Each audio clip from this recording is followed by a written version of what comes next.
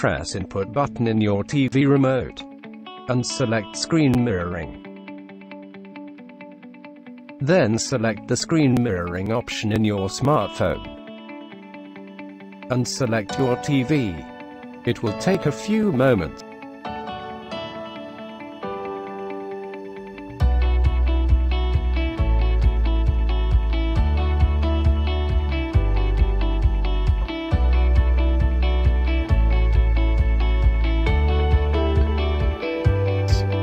That's all.